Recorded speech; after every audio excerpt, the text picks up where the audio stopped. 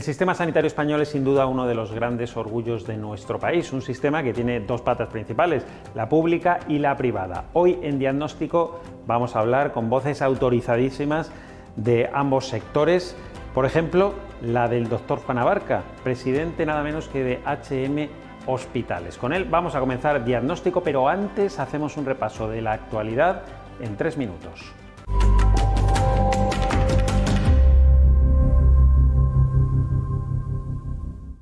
España empieza a completar la vacunación de los primeros inmunizados.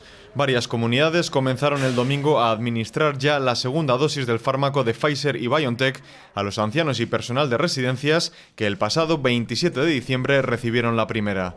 Continúa, además, la inmunización del segundo grupo, que es el personal sanitario.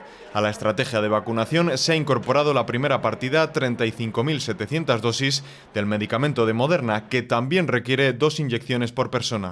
Una nueva vacuna experimental contra el coronavirus, desarrollada por Janssen, asoma ya en el horizonte. Los resultados preliminares de los ensayos clínicos, publicados por la revista New England Journal of Medicine, demuestran que una única dosis genera una respuesta inmune durante al menos 71 días y que generalmente es bien tolerada por todos los participantes en el estudio. En concreto, han detectado anticuerpos frente al COVID-19 en más del 90% de los participantes con edades entre los 18 y los 55 años en el día 29 y en el 100% de los participantes en el día 57.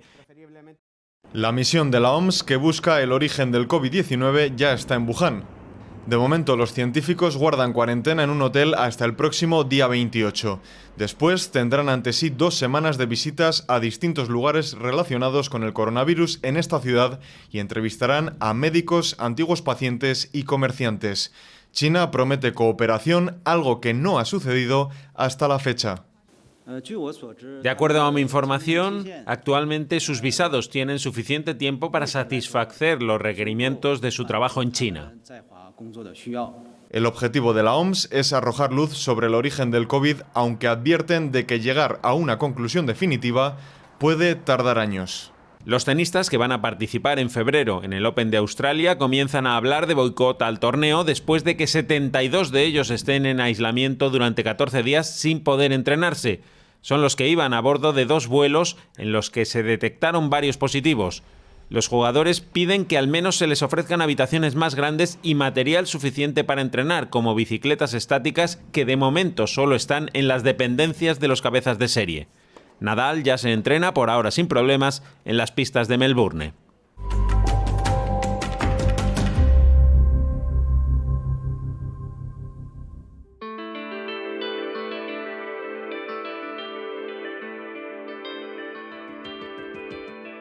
¿Sanidad pública o privada? ¿Es mejor una que otra? ¿Conviven bien? ¿Se hacen competencia o se complementan? ¿Es compatible ganar dinero y dar un servicio sanitario de excelencia?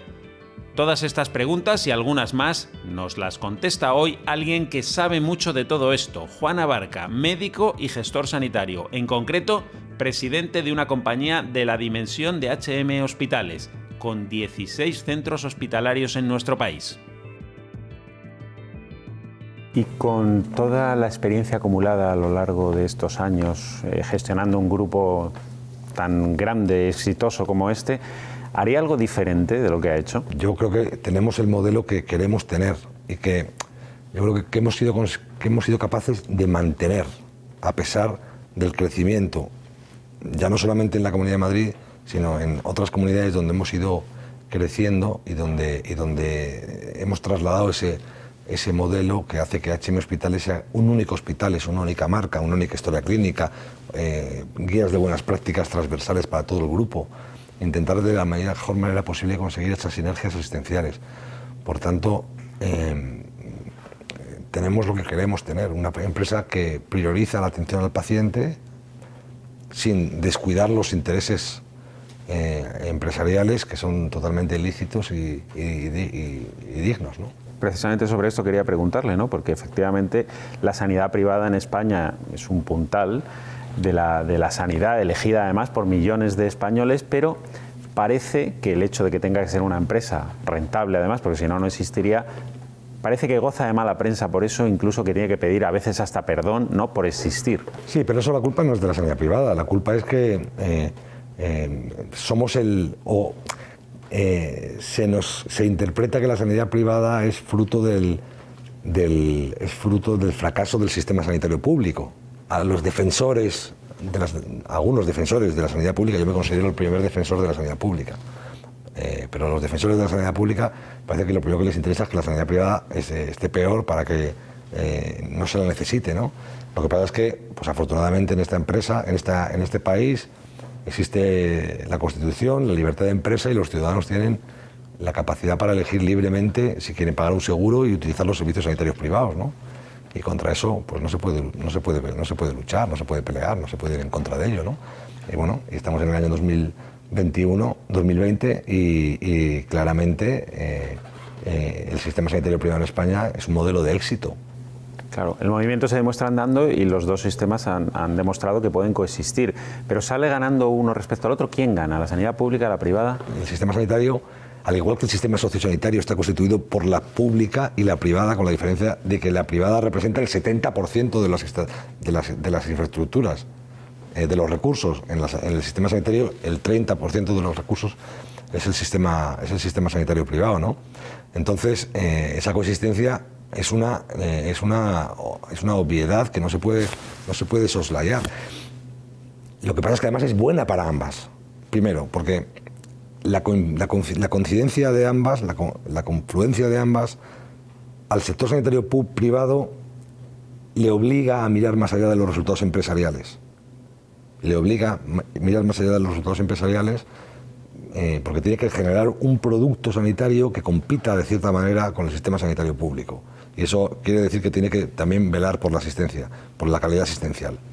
Y el sistema sanitario público, en un entorno en el cual está, es una estructura del Estado, lo que le mete es competitividad, que también le hace falta. Entonces yo creo que es una combinación sana y positiva para que al final el que gane sea el paciente. En nuestro país, 8,7 millones de personas tienen seguro complementario privado. Esta cifra supone un ahorro para el sistema sanitario público de casi 5.000 millones de euros al año, tal y como recoge el informe sobre la sanidad privada del año 2020, elaborado por la Fundación IDIS. El 19% de los españoles tiene una póliza privada de salud, y eso que en 2004 el gobierno decidió suprimir las ventajas fiscales que incentivaban su contratación. Nosotros tenemos la ventaja de estar en un grupo multinacional, podemos comparar. Y entonces, para un país que tiene muy poquitas ventajas fiscales, casi nada, en relación a la suscripción de un seguro de asistencia sanitaria privado, la penetración que hay en España es muy alta comparada con otros países, lo cual te quiere decir que en España es un producto que la gente valora mucho. Según el informe de la Fundación IDIS relativo a 2017, la sanidad privada cuenta con 458 hospitales, el 57% del total en España, dotados con algo más de 51.000 camas, un tercio del total de las existentes. 3 de cada 10 intervenciones quirúrgicas se realizan en un hospital privado, y esos centros acogen una cuarta parte de todas las urgencias anuales en nuestro país. Yo creo que el sector privado está haciendo un cambio tremendo, fundamental, y desarrollándose con alianzas, con el desarrollo de muchas organizaciones en contra de lo que pasaba antes, que estaba muy diluido en pequeños hospitales, pequeñas clínicas. Está haciendo casi como si dijéramos la competencia al sistema público.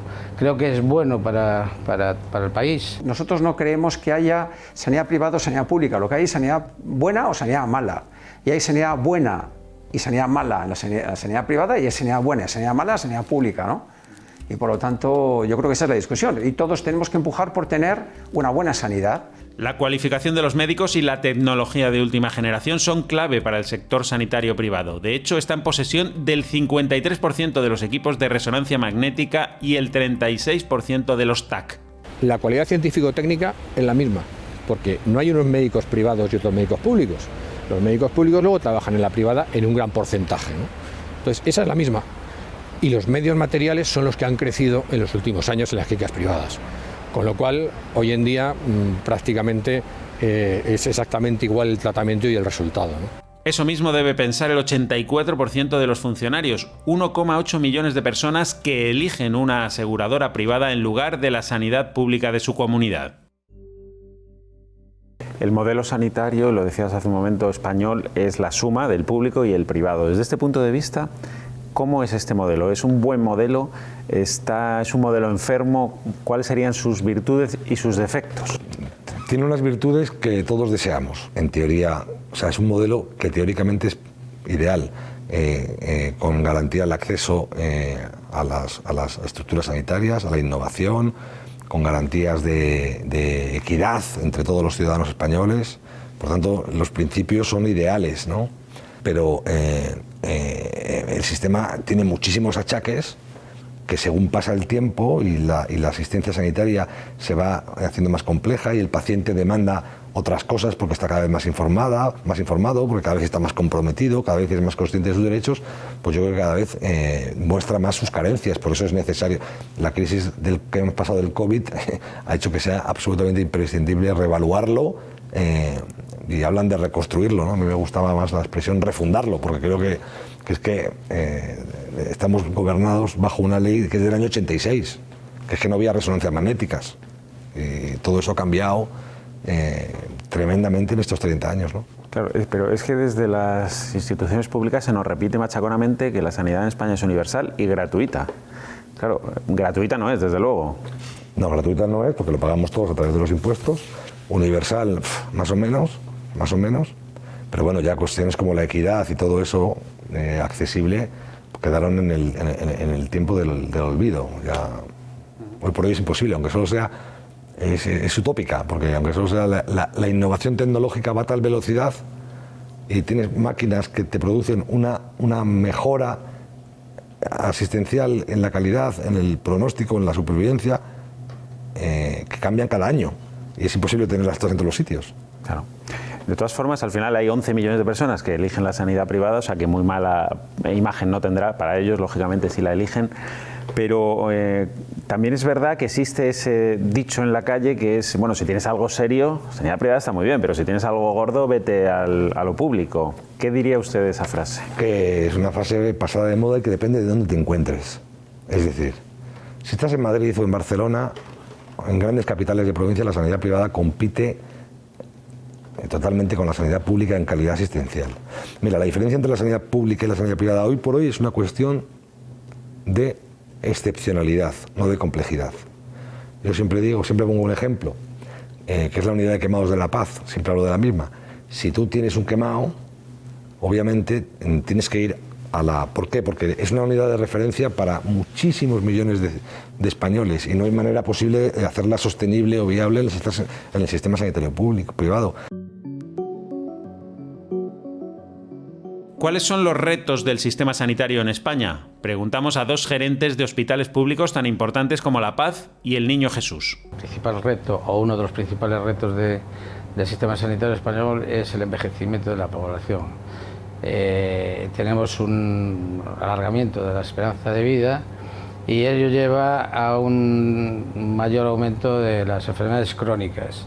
Ese es uno de los retos muy importantes que tenemos en este momento. La tecnología que posibilita determinar nuevas patologías, nuevas enfermedades, es más cara. La renovación del parque tecnológico es mayor. La esperanza de vida cada vez es mayor. Todo eso incide directamente en el gasto sanitario. Cada vez tenemos enfermedades que se cronifican. El paciente crónico es un paciente, bueno, pues que necesita muchos recursos, y como su propio nombre indica, para mucho tiempo, ¿no? Y todo eso antes el sistema ha ido poco a poco incorporándolo y estamos en una situación donde habría que plantarse como sociedad. O sea, eso es un sector donde es todo para todos al momento y gratis. La cuestión es que gratis no es. La sanidad cuesta mucho dinero, cada vez más. En concreto, en 2018 costó 107.000 millones de euros, el 8,9% del Producto Interior Bruto. 75.500 millones correspondieron a la sanidad pública y más de 31.500 a la privada. Yo creo que aquí sí que quizás haya un problema de pedagogía, ¿no? Porque yo creo que si volviéramos otra vez a los inicios, donde entendemos que la financiación sí que tiene que ser pública, y la provisión pública o privada, la que sea más eficiente, seguramente tendríamos los conceptos mucho más claros. Y si aparte hay una sanidad privada para quien quiera pagarse una sanidad privada o una sociedad privada, que lo que hace es ayudar a mantener el sistema, porque no nos olvidemos que eso es un doble aseguramiento. O sea, el que tiene una sociedad o se financia él solo la sanidad, no deja de pagar a la seguridad social, no deja de contribuir al sostenimiento del sistema, sino que tiene un doble aseguramiento, ¿no?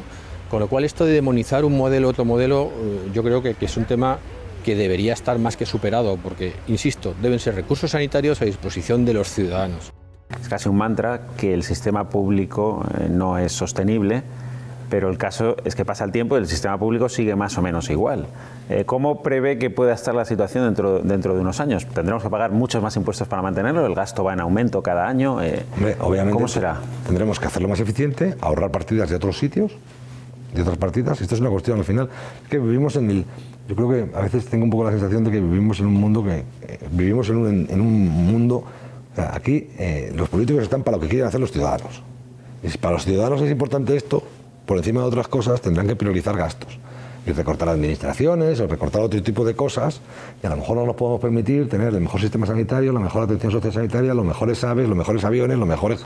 Entonces es una cuestión y además 4 veces más políticos que tiene Alemania. Entonces que a lo mejor no podemos permitirnos todo. Entonces es una cuestión de priorizar gastos.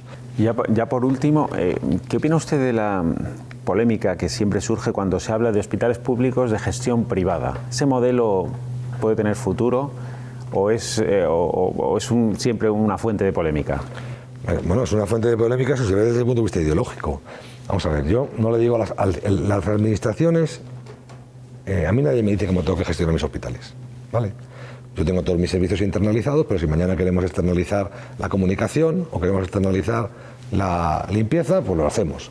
Entonces yo no le voy a decir a la administración pública cómo tiene que administrar sus hospitales.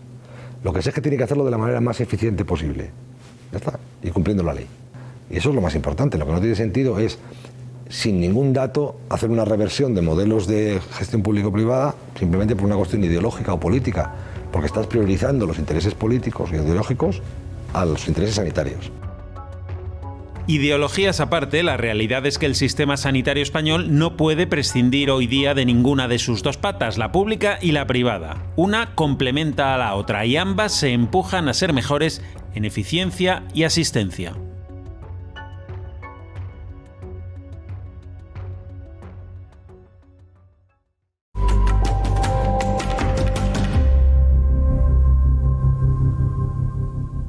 La supervivencia o la viabilidad del sistema sanitario es algo que nos afecta a todos. Vamos a hablar con la Federación de Asociaciones de Defensa de la Sanidad Pública, que nos da su punto de vista.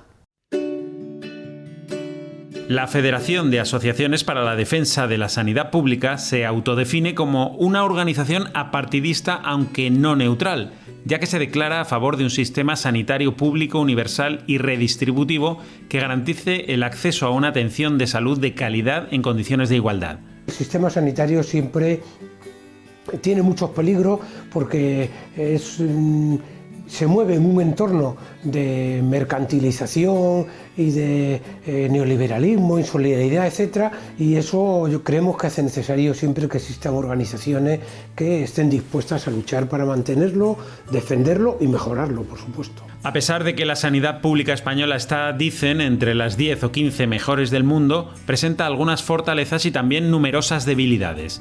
Entre lo destacable, la universalidad de la asistencia pública. En este momento prácticamente el 98, el 99% de las personas que están en el país tienen derecho a una atención sanitaria en una situación de equidad, ¿no?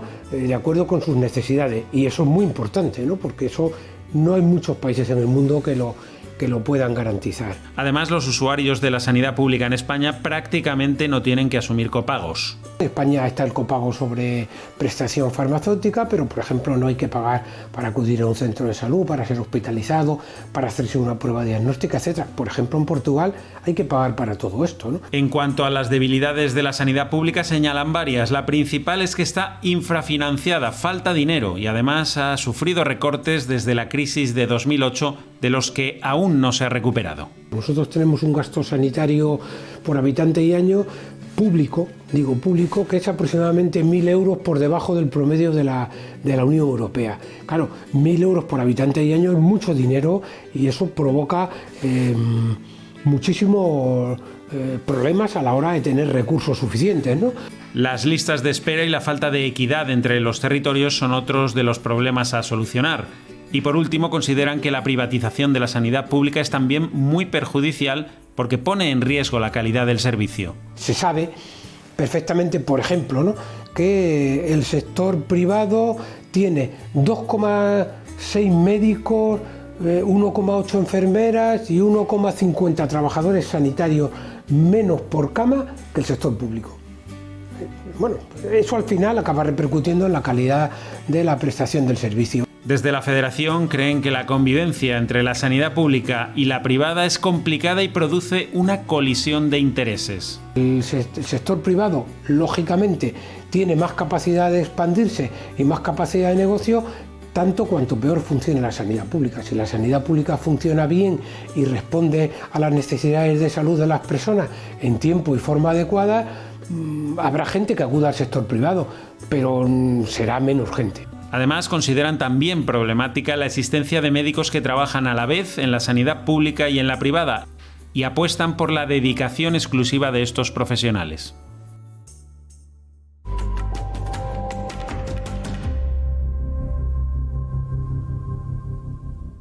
Estamos casi terminando, pero antes vamos a dedicar los últimos minutos del programa de hoy a hablar de otro enfoque de este mismo asunto, la realidad de los médicos que compatibilizan su trabajo tanto en la sanidad pública como en la privada. Para hablar de este asunto, hoy contamos con nuestro especialista de cabecera, el doctor César Casado.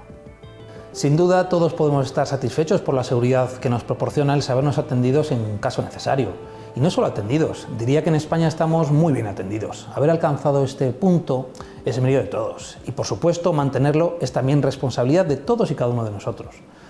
Además, ese ejercicio de responsabilidad debe incrementarse con el paso del tiempo, dado el progresivo envejecimiento de la población en España, que hará más complejo en poco tiempo mantener este sistema o aspirar a la excelencia de unos servicios sociales tan amplios.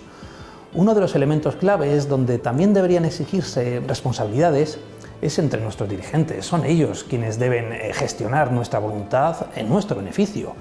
Y al igual que nos parece indignante que con temas muy sensibles se haga partidismo, la sanidad de los ciudadanos no debería ser motivo de luchas partidistas.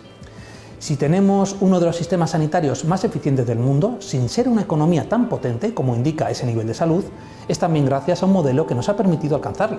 Ese modelo hay que cuidarlo, y ese cuidado debe aplicarse a la totalidad del sistema, y no solo de forma partidista a quien mejor me representa, a quien más me interesa o me beneficia. Ese cuidado se refiere a defender una sanidad pública de calidad, igualitaria y desde luego eficiente en relación a sus posibilidades. No hablo de generar beneficios, hablo de no lapidar recursos. Es responsabilidad de todos hacer un uso eficiente de nuestros recursos. Y ese cuidado del modelo debe también referirse a defender una sanidad privada que eligen libremente millones de ciudadanos, en el que trabajan cientos de miles de trabajadores íntegros y responsables y que es útil para aliviar la sobrecarga asistencial del sistema de sanidad pública y que en muchas ocasiones lo hace a precios interesantes para sus beneficiarios si nos comparamos con países de nuestro entorno. También hay que cuidar, por supuesto, a los profesionales. El personal que opta por una opción u otra para desarrollar su profesión en un entorno público o privado debe ser muy respetado y bien valorado. En este punto es sorprendente el concepto de exclusividad. Que dos profesionales que realizan exactamente el mismo trabajo, con la misma experiencia, la misma formación, idéntica capacitación, cobren diferente porque uno de ellos, además, trabaja por la tarde dentro de nuestro modelo sanitario y se le penalice por ello, es francamente discutible. Penalizar a quien además produce un rendimiento fiscal mayor, a quien genera puestos de trabajo gracias a esa otra actividad, posibilitando en definitiva el progreso, pues es francamente discutible. Será una reducción simplista de algo complejo, pero no parece justo. Sabemos que somos afortunados de poder disfrutar de este modelo. He atendido pacientes extranjeros a quienes de urgencia un radiólogo les ha interpretado un escáner craneofacial, un cirujano plástico les ha tratado una fractura nasal, un oftalmólogo les ha valorado sus lesiones oculares y al ser dados de alta horas después se sorprenden de no tener que pasar por caja en un hospital. es el sistema sanitario del que nos beneficiamos. El que con poco más del 6% del PIB, lejos del 9,5% que dedican Francia o Alemania, posee un sistema público de salud entre los más avanzados del mundo, según la OMS, que se apoya sin duda en un sistema privado, posibilitando así un modelo admirado y envidiado fuera de nuestras fronteras. Nuestro sistema merece el mayor de los respetos, de verdad, y no solo de palabra. Lo dejamos hoy aquí, pero ya saben, Diagnóstico vuelve dentro de una semana con otro asunto de salud contado con una perspectiva muy diferente.